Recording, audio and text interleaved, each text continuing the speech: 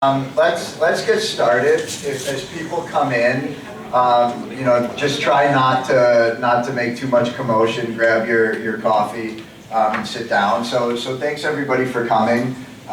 It's early, and I think the enthusiastic turnout just matches my own excitement about what a great event this is, and how excited we all are to learn about what's going on in Hong Kong, and to learn about how student movements form, to learn how political movements develop, and to get some glimpse of the years ahead, and the thoughts of the leaders who are going to shape the years ahead in Hong Kong. So let me just briefly introduce myself and the speakers. So I'm Noam Yuchtman. I'm an assistant professor at Haas in the business school here. I'm an affiliate of the Center for Chinese Studies, which is hosting our two very distinguished, although very young speakers. So just a few words in the mode of introducing our speakers and why I think this is such an exciting event for all of us, actually. And so just to put this in context, I think this is a special place, UC Berkeley, and I think the turnout reflects that. And what makes Berkeley special, I would say, are two things. The first, obviously, this is a great university, and we care a great deal about pursuing knowledge. That is at the core of what we do in this place. The second thing that I think we do at this place is that we challenge the status quo, and we do that as academics, but we also do it socially. And if Berkeley's known for two things, it's producing great knowledge and advances in knowledge. It's also known as a place where people are willing to stand up against authority for the ideas and ideals that we believe in. And in particular, standing up for human rights by engaging in peaceful movements and civil disobedience. And on this campus, I think people, young people in particular, have achieved great things by doing that, by engaging in peaceful organization and civil disobedience. And that's really the right context for talking with our guests. So when I first learned about the sort of movement that our guests are leading, Hong Kong's student political movement, it was in the context of their successful struggle against the Chinese Communist Party's attempts to introduce a moral and national curriculum into Hong Kong. So the Chinese Communist Party designed a curriculum and planned to require the teaching of that curriculum in Hong Kong. And Joshua, I think with a small number of other high school kids, began to organize some opposition to that plan. The Communist Party plans to introduce a curriculum, and some high school kids begin to organize because they're not happy about this proposed change in textbooks and curriculum. What chance do they have? I mean, it seems completely hopeless. But somehow they managed to lead hundreds of thousands of people onto the street of Hong Kong and get the Chinese Communist Party to withdraw its planned curriculum change. This is such a remarkable thing, and to me such a characteristically sort of Berkeley achievement. It's young people organizing in a peaceful way to make sure that the pursuit of knowledge is not controlled and distorted by a very, very powerful political organization, in this case the Chinese Communist Party. They in many ways sort of protect the sphere of the pursuit of knowledge from authority, and I think that's so characteristically Berkeley. Today they've moved beyond scholarism's initial intent.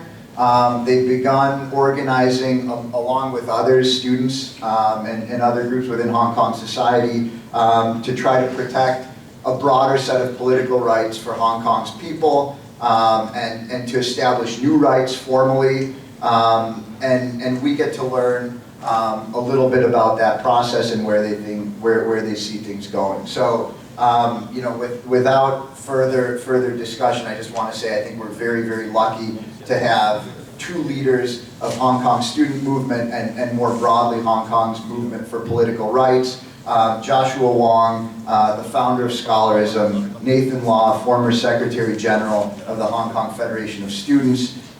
So on behalf of the Center for Chinese Studies, I'm really kind of honored, I have to say, and certainly pleased to introduce our two visitors. So let's give them a great Berkeley welcome, and let's.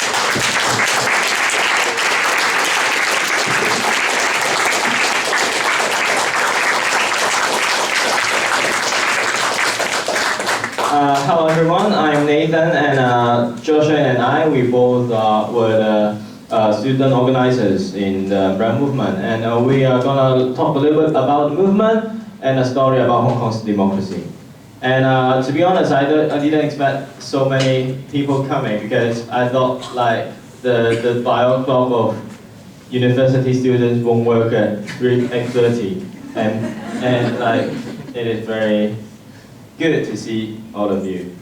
And first of all, if we are talking about Hong Kong's democracy, then we are talking about a story about the hope for the Hong Kong's democracy, because as you know, Hong Kong is still in a very undemocratic system, and it remains for a very long time. As you know, before the handover, which is before 1997, Hong Kong was actually the British colony. And once upon a time, like when Hong Kong or when the other colonies, they could have a chance to be listed in the United Nations, and maybe there will be rights for them to self-determine their city status or their sovereignty status.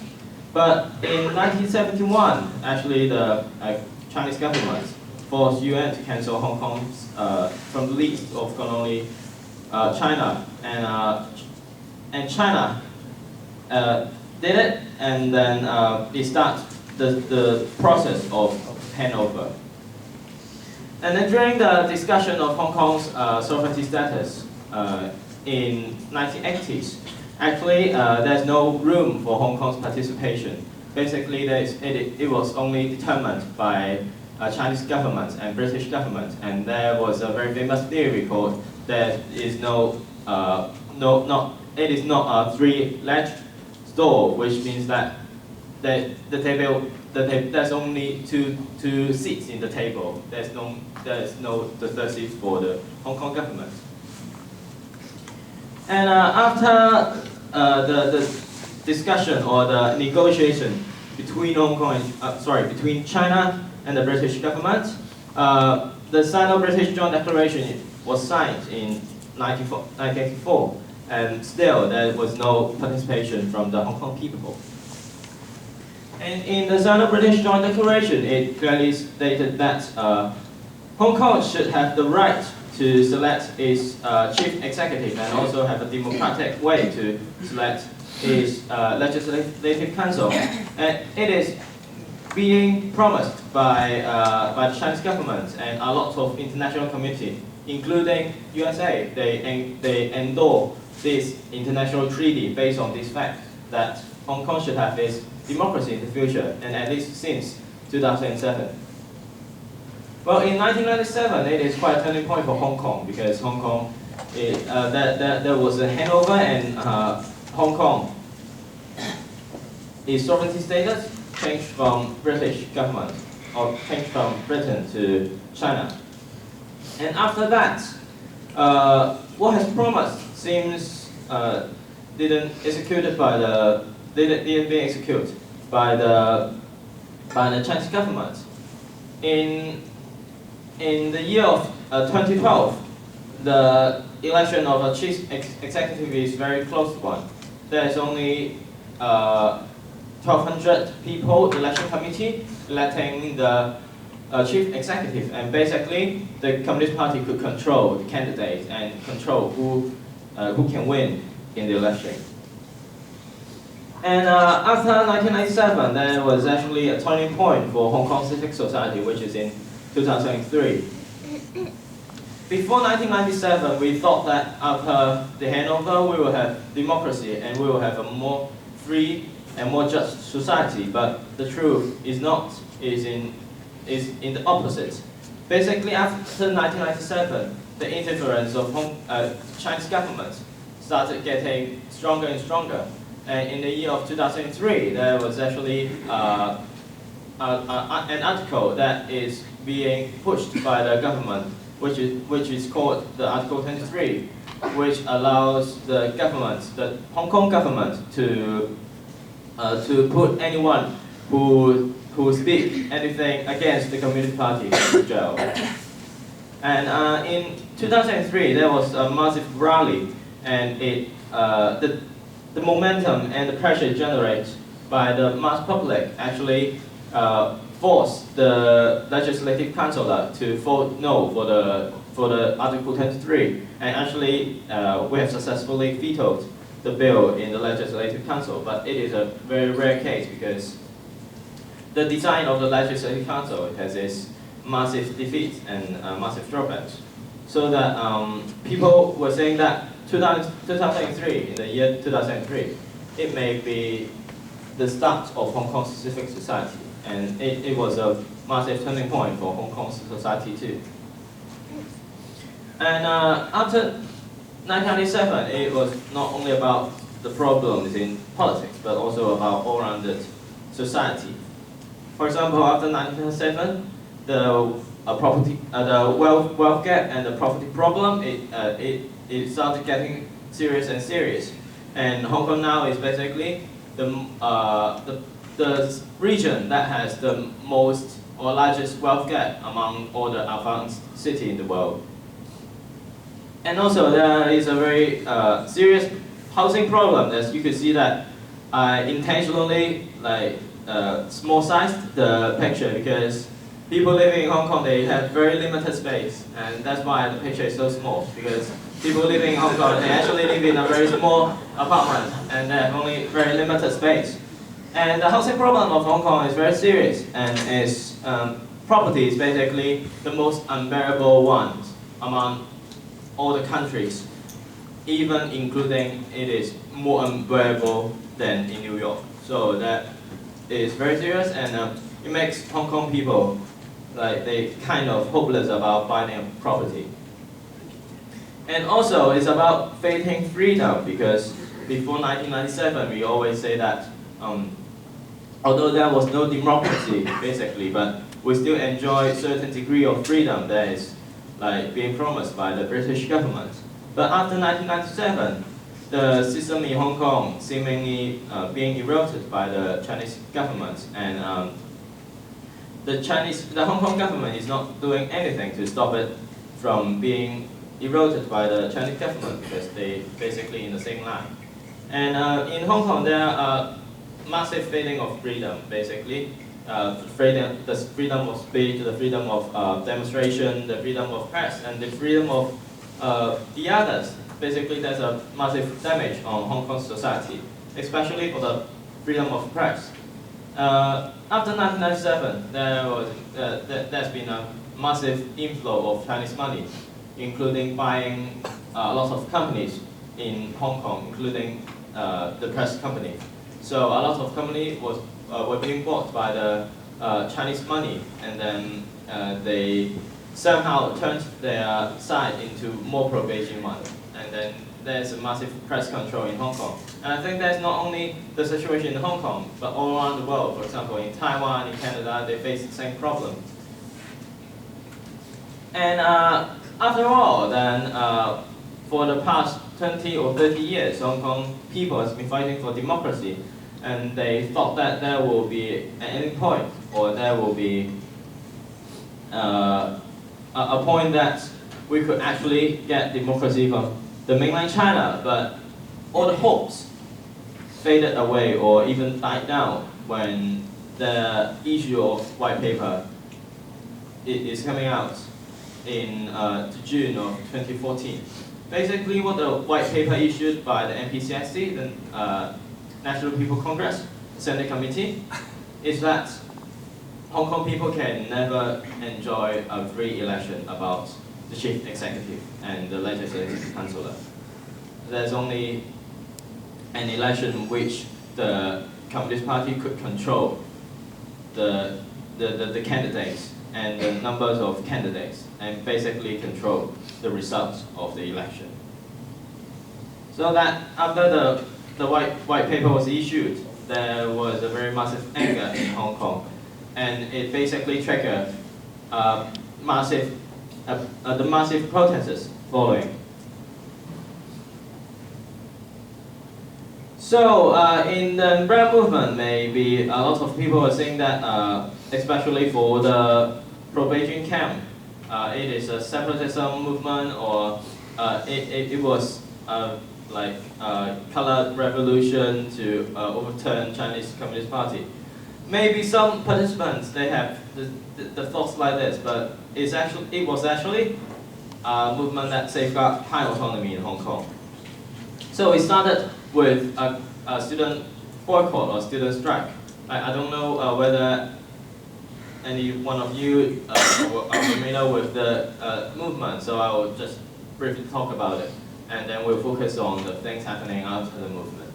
So the movement was actually started with the student strike, which was organized by both Hong Kong Federation of Students, which I was involved, and started with the scholarism, which Joshua was involved. And on the day on September 2012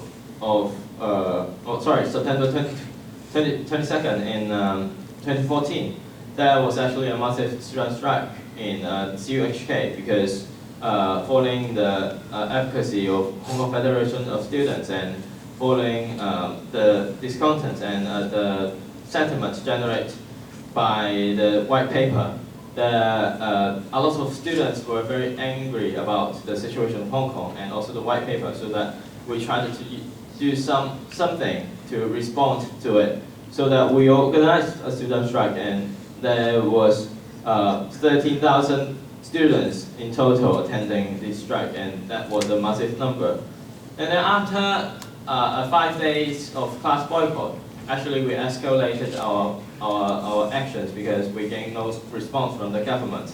And then we started to the Civic Square, which is a very famous place for Hong Kong people to gather around and protest there, but was actually closed by the government just before the start of the class boycott.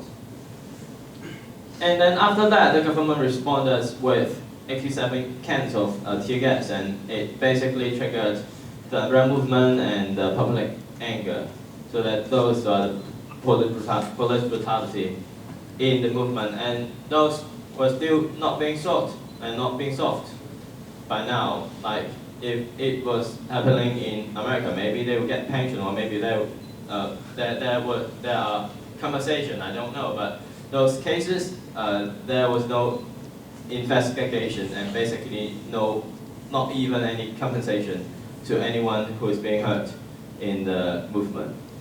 And then there was dialogue, and then there was clearance. And basically, for the whole movement, it lasted for 79 days of occupation, and in the process, there are different tactics, and there were different ways of handling the protests. And I'm not like we're not trying to explain very detailedly here, because I think it is more important to talk about the Hong Kong situation after the movement, especially for the movement that's been a year and a half. So that I think if you're interested in it, you could find lots of resources in the internet. So after the movement, there was actually a small victory for the civic society, which we have finally rejected the political reform proposal that's proposed by the government and based on the white paper, so that we at least kind of defend on some extent. And but still, the election system in Hong Kong is still an undemocratic one. And after all, the umbrella movement didn't achieve much progress, and it didn't generate enough pressure for the government to grant Hong Kong a true democracy and change the political system of Hong Kong. So in the following, Joshua will explain what has happened after the umbrella movement? Yeah, thank you. Thanks for the invitation. And I'm Joshua Wong. And after Nathan had briefly explained about the situation of Hong Kong since before handover from 1997 to 2015, from the handover to the umbrella movement and with the legislative veto, the political reform package, I would like to explain about the situation in Hong Kong after the end of umbrella movement. Actually, after the umbrella movement, we faced the radicalization and also the fragmentation in Hong Kong. What I mean is it's a trend of a decentralization in the civil society, and also there's a lot of split or conflict in Hong Kong. What I mean is before the umbrella movement, actually all of us still believe that following the trend or under the rule of one country, two system, it's possible for Hong Kongers to find and achieve universal suffrage. However, actually we just face the negative sentiment, which means that after the end of umbrella movement, no one would really expecting under the handover or under the promise that the government have made in the joint declaration, it is possible for Hong Kongers to achieve democracy. Actually, what it means is it have resulted in the expand of the political spectrum. Before the umbrella movement, everyone in Hong Kong was still expecting that according to the basic law, which is the Constitution of Hong Kong, actually we can still maintain the universal suffrage, and also we can still maintain the core value, which would be judicial independence and also rule of law. But I think no matter from the Standing Committee of PRC made the decision in the 31st of August 2014, and also the issue of white paper and even the Libor incident, they have implied that the previous strategy for the democracy movement is not really useful. That's why there's a lot of people will criticize on the pandemics and also on China. It seems that people would just hope to deny or to ignore the sense of belonging and being one of a Chinese PRC citizen. And actually more and more, as I've mentioned, for the radicalization trend, we already realized that there's some of the nationalism in Hong Kong because people would just hope to recognize Hong Kong people as a nation. What I mean is, in the past, people would just think that they are Chinese and also Hong Kong people. But after the umbrella movement, because they have realized the diversity or the conflict for the Hong Kong and Chinese people, it results that they would just hope to build Hong Kong or let Hong Kong people to form a nation and to strengthen the solidarity of the Hong Kongers and to show the disagreement to the mainland China. And even there's some of the separatism, which means that actually there's a lot of the localist group in Hong Kong, they may demand for independence or even having a military revolution because they may just expecting that demanding independence is the only way to preserve the freedom and democracy. And it's also one of the movement after the end of umbrella movement is the fishbowl revolution. Of course, what they have used is really the strategy they use is different with umbrella movement. Umbrella movement is a civil disobedience and it persists on the principle of peace and non-violence. However, during the fishbowl revolution in February,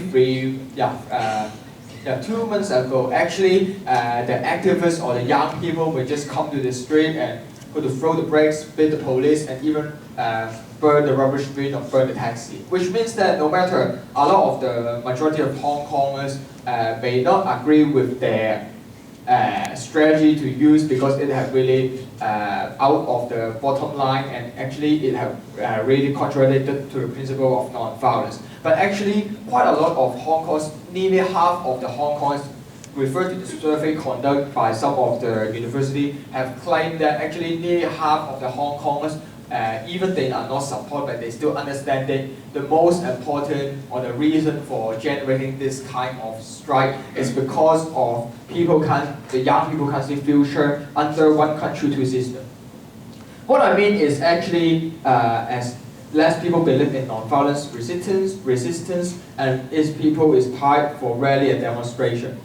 Before the umbrella movement or even after the umbrella movement, some of the people were still expecting that through the demonstration or rally, it's possible for allowing Hong Kong to the civil society to generate enough pressure to change some of the policy.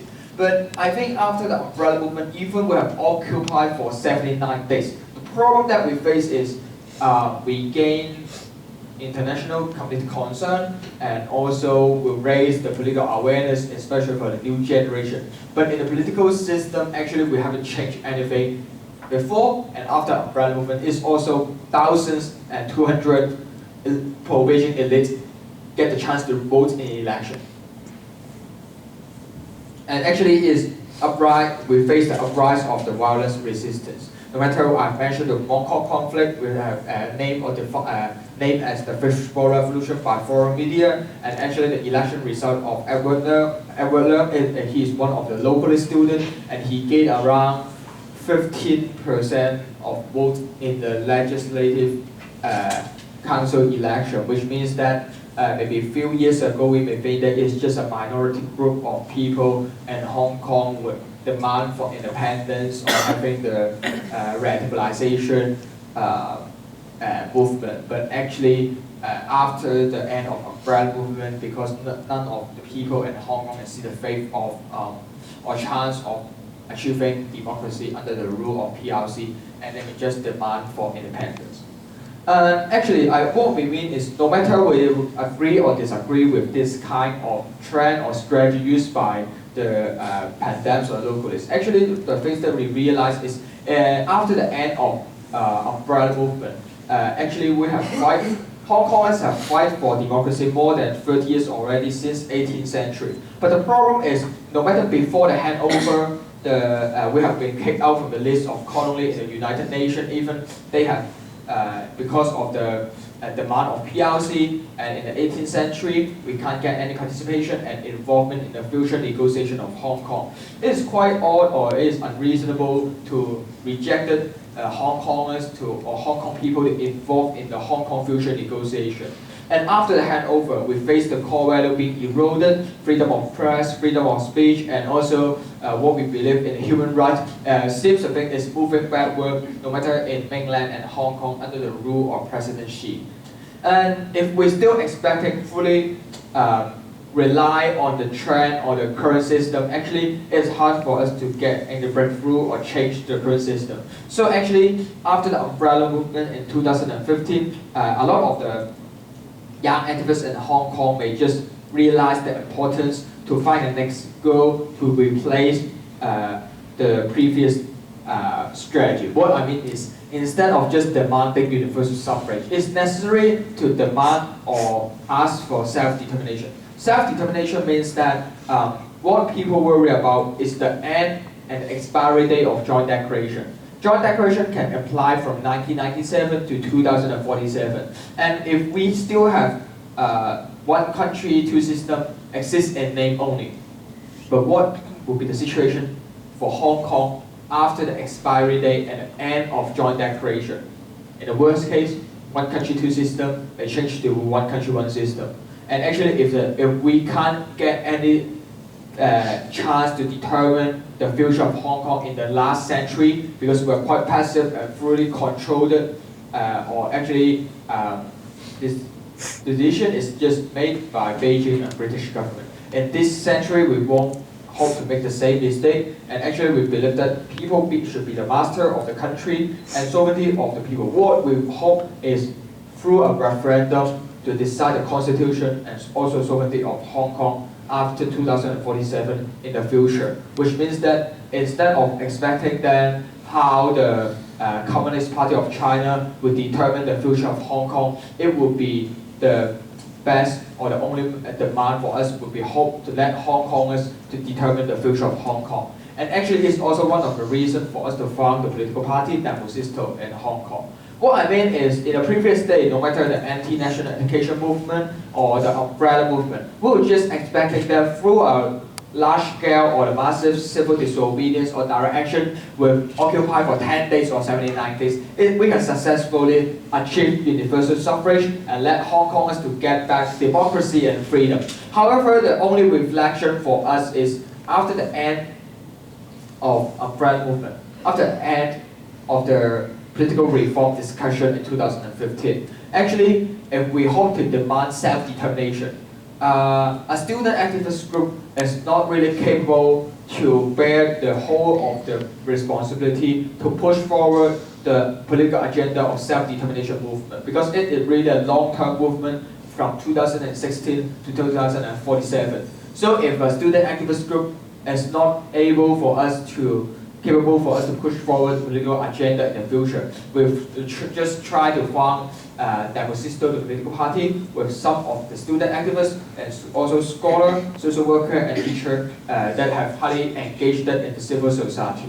That's why what we hope is we hope to demand for self-determination, as I've mentioned, to push forward the referendum, to hope to determine the future by one person, one vote, and also we hope to uphold the mass-centered civic movement, which means that in previous days, the political party are quite passive and would not like to link up or cooperate with the civil society. But we believe that if being a political party, it should gain agenda and to transform the resources gained in the institution and to support the civil movement. And actually, we also realize it's important to have the Hong Kong diversified identity. What we mean is, in the past, we may just fully follow the mainstream propaganda from the government, which means that Hong Kong is an indivisible part of China. Yeah, it's claimed by the Beijing government. And we realize that actually Hong Kong have a diversified identity, and it's necessary for us to through self-determination and the movement to maintain and protect the identity of Hong Kongers. Actually, what we realize is we have the handover in 1997, and actually I born before a year of the handover. And actually what we face is from 1997 till now is the day handover for 19 years already. And now I'm also 19 years old. And actually what we face in the future is in 2047, it may be I may be 51 years old, I'm middle-aged people in Hong Kong. And actually a lot of the people or the young people, they are born in the 19th century. And after the end of Joint Declaration, they may be at the age of 50 or 55 or 60. And actually what we hope is, if we hope to determine our future, we need to pay our price and also ready. Of course, we're still idealistic, optimistic, believe that time is on our side. But what I mean is, if we hope to determine the future of Hong Kong, it's not an easy thing. Before the handover till now, actually we have paid our price. We have strengthened the society, civil society, and also raised the people concerned about politics. For example, 5 or 6 years ago, none of the it's hard to expect that Hong Kong will have a demonstration more than 100,000 people.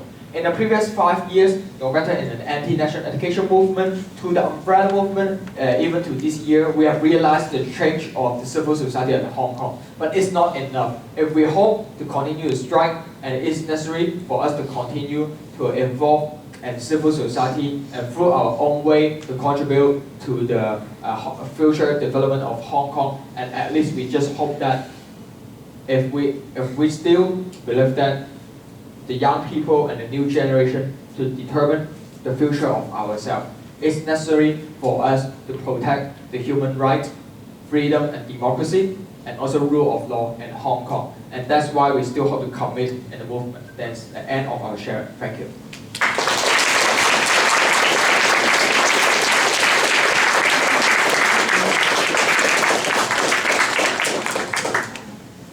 Okay, so maybe I can just say a couple things. So we're going to do Q&A now, and as long as we have some time. So I think our speakers have to be out of here at 9:30. So maybe we'll do 25 minutes or so of Q&A.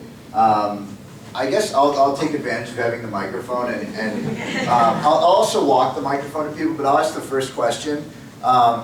So just procedurally, you want to be able to achieve some sort of referendum on your rights. You could imagine some sort of like constitutional committee or something like that, you know, in an ideal world, there's a referendum, the people get to speak through the referendum, a constitutional committee forms, and then Hong Kong can establish its own constitution, the way constitutions ideally are established, instead of being established by your colonial oppressor negotiating with your current oppressor, as in the case of the Basic Law. But so procedurally, how could that happen? So can you tell us a little bit about how your political party might act? So do you act through LegCo? Do you act through an informal referendum that's totally unofficial and hope to pressure the Chinese government to begin to recognize what you're doing? Or do you only get the Chinese government to recognize what you're doing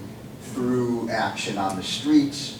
Maybe just give us some detail on that, and then if people can raise their hands, I'll walk the mics toward people. Or you'll do it. Okay, even better. Thank you.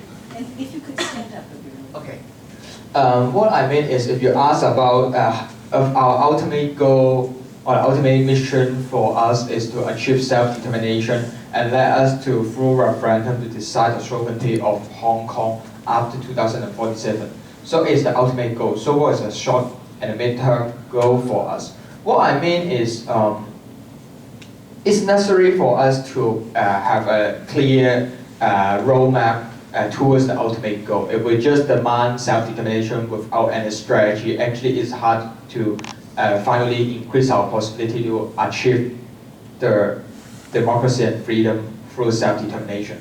Of course, people may ask that under the rule of Communist Party or Beijing, actually with the development of China have rapidly increased in the recent years, so how we can expect it to get a chance. But what I mean is, if the ultimate goal or the long-term goal will be self-determination referendum, what we hope in the mid-term goal is hope to form a Hong Kong Charter, which means that, and as you have mentioned, how to form a committee by referendum to get the legitimacy and to draft and to explain the vision and mission of Hong Kong people in the future after 2047 through that Hong Kong Charter. And we believe that if the Basic Law and Hong Kong Mini Constitution is fully drafted by the board committee just nominated by the pro-Beijing by Beijing government, and actually it also comes from most of the elite, although member and the committee to draft the Basic Law are from the pro-Beijing camp, and actually it can really show the idea or actually the core value of Hong Kong people. And actually in the midterm, maybe 5 years later, it's necessary for us to push forward to form the Hong Kong Charter Committee, and through the deliberative democracy and also the direct democracy referendum, to hope to gain a Hong Kong Charter to have around 1 million Hong Kong people, at least 1 million Hong Kong people to endorse that Hong Kong Charter, and to show that actually our future, our expectation on the future is not just related to whether Hong Kong will achieve one country, one system, one country, two system, or independence or not. It also related to different aspects, no matter the social labor rights, social welfare, housing policy, education policy, and also how the cultural industry development. What we hope is to really strengthen the differences of Hong Kong towards mainland China, and instead of just following the trend of mainlandization, allowing the Beijing government to merge Hong Kong with mainland. That's why we think that the long-term goal, which will be self-determination, and the mid-term goal, we will hope to get the Hong Kong Charter. And apart from, we hope to generate the local charter and Hong Kong. Actually, some of the mid-term goal is also we hope to gain the international community support. What we mean is actually no matter United States and actually a lot of, or Canada, actually a lot of countries in the world have endorsed the handover of Hong Kong and support joint declaration in the 18th or 19th century. But actually from the years of 2007, the 20th anniversary of handover of Hong Kong, it will be the time to expecting or asking for the review of the situation of Hong Kong after handover since 1997 to 2017. So it's possible to allowing or demanding the recognition of the international community to agree that Hong Kongers can gain the right of self-determination. In the last century, we have been kicked out of the list, we lose the right. So how about how to solve the uncertainty of the situation in Hong Kong? What I mean is if the joint declaration and basic law haven't get any explain or do not mention how to solve the problem of Hong Kong after the end of 50 years unchanged policy. And actually it's necessary for us to have more lobbying all over the world and to get the international community to concern about the situation of Hong Kong. Because I think the situation of Hong Kong after 2047 is not just related to the sovereignty and constitution, it's also related to the business environment. If we expect that Hong Kong is a global financial center, and actually we have faced a threat from the Beijing government, it really will affect the business environment. Just take an example. 3 months ago, HSBC have rejected the proposal to move their headquarters to Hong Kong, and they have maintained the headquarters in London. And from the report from Washington Post, from HSBC, they just worry about the uncertainty of the political situation and the business environment, especially after 2047, which means that actually it's not just related to political movement, it also related to a lot of the tycoons or the businessmen that over the world, because a lot of the business will also located their Asia headquarters in Hong Kong. And in the short term, of course, we hope to gain a seat at the Legislative Council, and also if the ultimate goal is to have the referendum and the sovereignty, we hope to hold the referendum in different districts to tackle the problem that tackle with the problem that related to labor right or social welfare, or at least to let referendum to be a yearly routine operation, and people will be more familiar with this kind of participation or involvement. And actually, it's also we hope to push forward to let self-determination to be the majority consensus for the pandemics in Hong Kong. Yeah.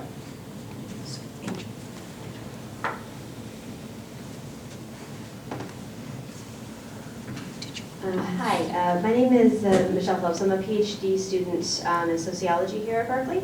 So I really enjoyed your talk. Thanks so much for coming. I actually lived in Hong Kong and worked there for 2 years. And I was there basically just before the umbrella movement took off. Then I had to come here for school start.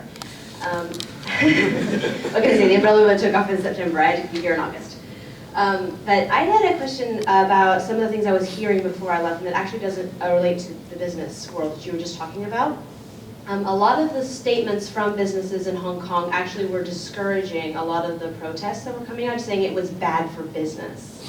And I know that Hong Kong's political system is also very much controlled by businesses, just the way that the committee is elected and everything. Those that have more profit and more money are actually the ones that get the most votes.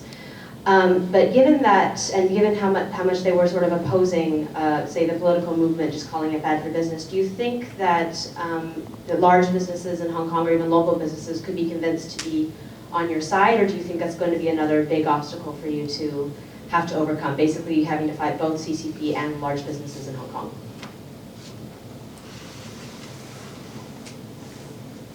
Well, thanks for your question, and it is quite an in-depth observation. And I agree on your point that Hong Kong's political, economic connection is very tight, and lots of tycoons are actually controlling Hong Kong's politics.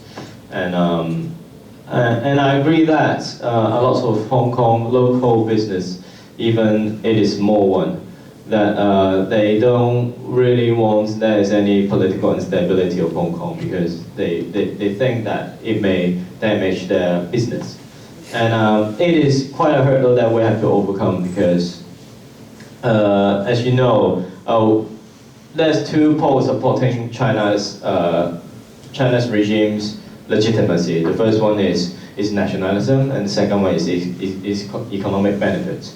And this is not only about it helping China to rule its internal business, but also helping them to leverage or to have more tight connection with the regions around them. Hong Kong is a good example because after 1997, it's actually Hong Kong's economic system started to merging with the Chinese one. And a lot of businessmen to turn their targets from the local or from the international one to the mainland China. So that there is not only for the businessmen, not only they have connection with the local political scene, but also they have a lot of connection with the mainland political scene and mainland economy. So that if there's any political instability in Hong Kong or in China, that they may face damages in their business. So that a lot of Hong Kong businessmen, they tend to remain status quo, and they tend to make Hong Kong or wanted Hong Kong to be a political city because they think that Hong Kong is a city for making money and having good relationship with the Communist Party. But I think the situation will somehow change in the future because the economic downturn of China's economy is very obvious, and a lot of Hong Kong's businessmen they turn their eye from mainland China back to the local business and back to the international scene. So that if the trend continues and if the connection of Hong Kong's business with China keep weakening because of the Chinese economic downturn, so will that situation change? Or can we at least get some support from the lower or middle-sized business because they are willing to keep their eye on the Hong Kong local business and have less connection with the Chinese government? And that is the thing that we have to seriously consider because actually, as you know, there were a massive voice from the business side that are actually opposing any political movement in Hong Kong. But I think there will be some changes in the future because of the economic downturn of China. Hello, this is Howard. Hello, this is Howard from Taiwan. So I also pay a lot of attention to Hong Kong. I have two questions. The first one is, since Chinese government has gained no more trust from people in Hong Kong in general, do you think 2047 is actually the deadline of the one country, two systems? And if so, how do you deal with it? And for the second question, do you think Hong Kong independence is the ultimate goal of the Hong Kong people currently, or for you guys? And if so, how do you plan to achieve Hong Kong independence with the oppression of PRC government? Thank you. And for the first question, and I don't think 2047 is the death of Hong Kong's one country system. It's actually dying since 1997 because it's a process of death, and it's a process of Chinese Communist Party worsening Hong Kong situation. And as I was mentioned in the PowerPoint and in the presentation, that Hong Kong's freedom is being eroded by the Chinese Communist Party, and it cannot, the Communist Party cannot do it overnight. They have to step by step destroying Hong Kong's basis of its freedom and human rights. So it's actually dying, and the civic society is actually trying hard to defend its own rights, and it's always a battlefield in Hong Kong. I think it is the same cases in all around the world. Like for example, in Hong Kong, there was a bill which is concerned with the copyright issue in Hong Kong, and it actually limited the online, I don't know how to say it. It limited it limited the people's the right to have sarcasm comics to the high officials in China or in Hong Kong. And it's actually a policy that triggered a lot of public anger, and it's actually being blocked in Legislative Council because there's enough electoral member to have some council resistance and have some some filibuster in the council. So that it is always a process of defending the civic society and defending the erosion from the Communist Party. And I think Like if I have to mark like how good the one country two system is, I will probably 0 or 10, things like this, because it's getting worse and worse, and it's not as promised as before. Like what Communist Party has promised us is that other than the diplomatic and military issues, all the Hong Kong internal issues, they will not interfere. But the truth is, after 1997, they keep interfering Hong Kong's aspect all around it. So I think that's probably what the situation is in Hong Kong.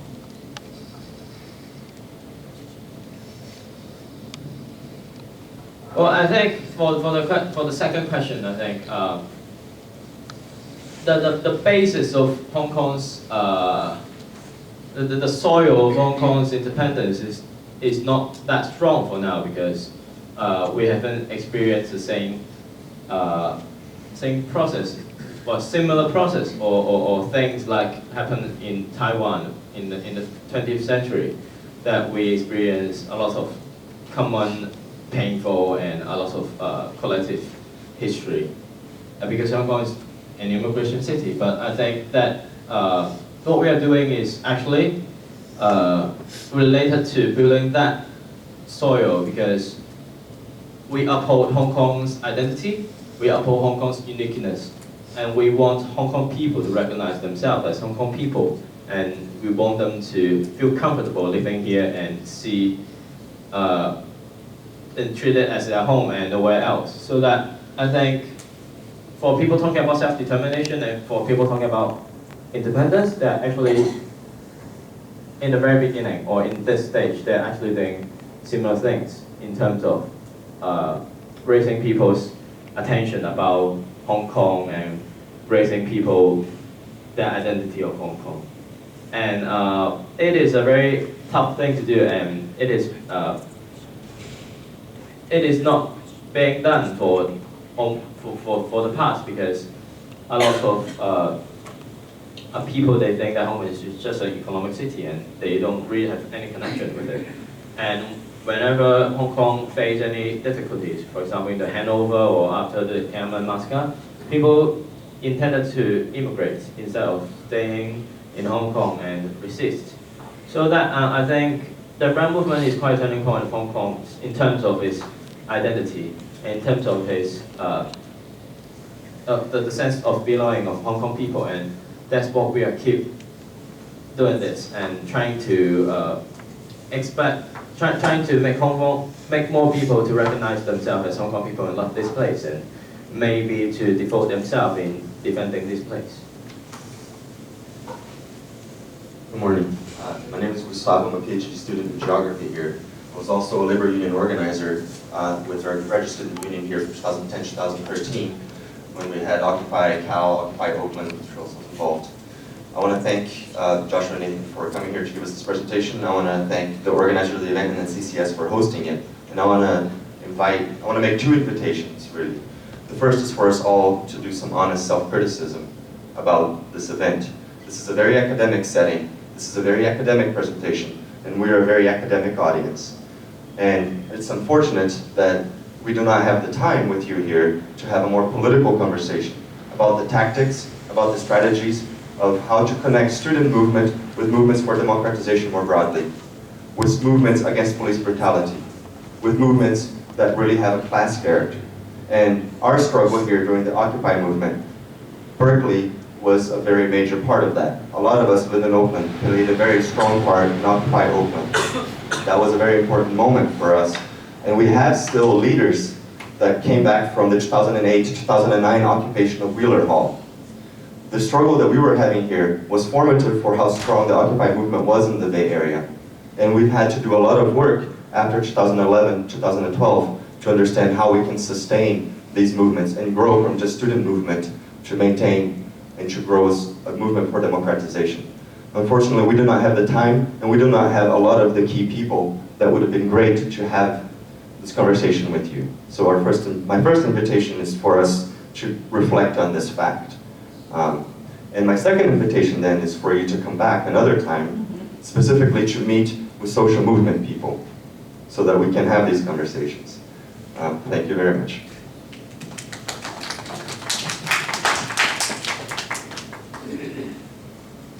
Hi there. Thank you for coming. My wife and I had lived in Hong Kong during the 79 days of resistance, and we participated. I just wanted to say, first of all, that it was really incredible. It was something unlike I've ever seen in my life anywhere in the world, and I want to thank you for helping to make that possible. We're now living here in the US and working as a part of the Bernie Sanders campaign. It's basically a movement that is collecting the progressives in the United States and trying to fight against the establishment, I guess. And I see your work in your student groups and in the umbrella movement as also being an anti-establishment movement, and I'm seeing it in general, I think, around the world in a lot of people our age.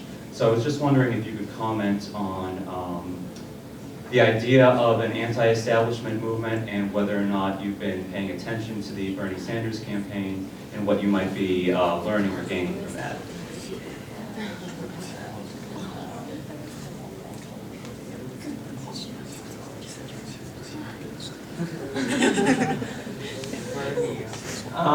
Thanks for the question, and I don't really pay much attention in America's election.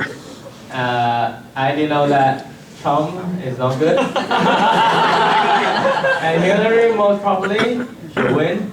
I don't know, but for the others, I don't really pay much attention on it. But I think the rise of Bernie Sanders is quite a signal that people are getting tired of the establishment, especially like in like America, the money stuff, and so I just couldn't comment much on it because I don't really know much about it.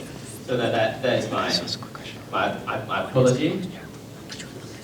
What I mean is, I think the young people in the world, of course, we have different cultural, different background, and different history in our own city. But actually, what the campaign or the movement or the direction on the street ought to do is also show our disagreement to the current institution. If it successfully, we can get our voice or the representative to get enough bargaining power inside the institution. Actually, it is not really necessary for us to have this kind of strike. But why we will have this kind of the vote or commitment, even facing the prosecution or the trial, is because those traditional politicians can't represent our idea. And I think from my observation to the presidential election in the United States, actually, of course, I'm not familiar with the policy platform of Bernie Sanders, but actually how he organized the campaign without getting the big donor to support or the capitalists or those tycoons to endorse his movement. He can just through a crowdfunding campaign with a small amount donation to get the young people to support, and he actually done a quite good reference or sample to let the people or the activists in the world to know that if we need to try to get our chance to enter the institution by the election, it's not necessary for us to have too much compromisation to the mainstream or to the traditional politics. Of course, Hillary seems to be more a mature politician. What I mean is she gained more experience, but experience doesn't mean it's not the highest priority base from my point of view. That's why I know that actually the rise of Bernie Sanders, of course, in this moment I don't see quite a high possibility for him to win, but I still expecting them through the election. It really inspires us a lot, and actually it's already the one of a point that can give people hope in politics in the United States, and that's my observation. Okay, I think one last question, and make it quick. So, hi, my name is Dolly Peterson. I'm also 19 years old. So I was particularly curious. Nathan mentioned earlier about increasing global awareness, like on the global stage, about the situation in Hong Kong. So I'm particularly curious to hear, like, in what exact concrete and practical methods would you do that? Because, like, given in light of recently, like in February, there was 12 countries around the world that sent like a joint letter to the Communist Party, kind of like condemning or expressing concern about their human rights record, and China completely went just unnoticed and unanswered by the Chinese government. So in what way do you like suggest like a more concrete method from like your student movement to like raise global awareness in a way that would actually potentially affect China's like subsequent actions? Thank you. Thank you for your question, and I think the attitude of Communist Party is very, it is really hard for them to change only by listening to the foreign country's opinion,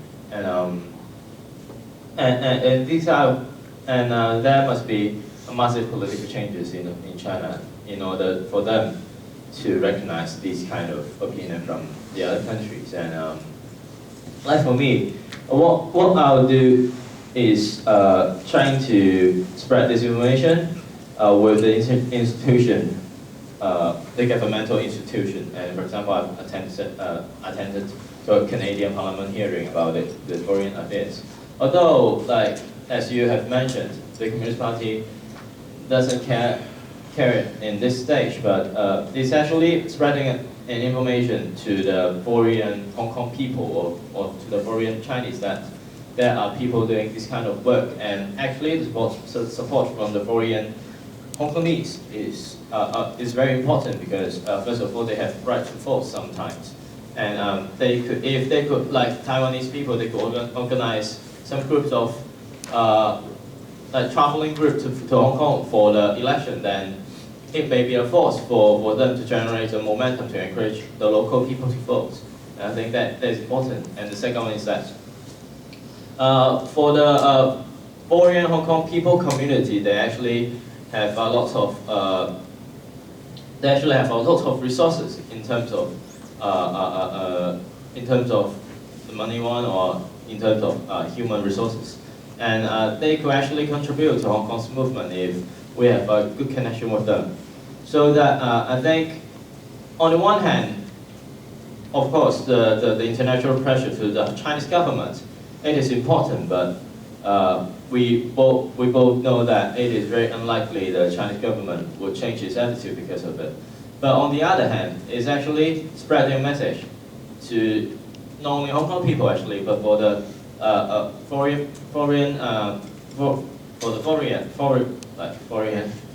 people that that there's actually something happening in Hong Kong, and we hope that people will support it, and we hope that we can change more ideas with the others, just like the one who has mentioned.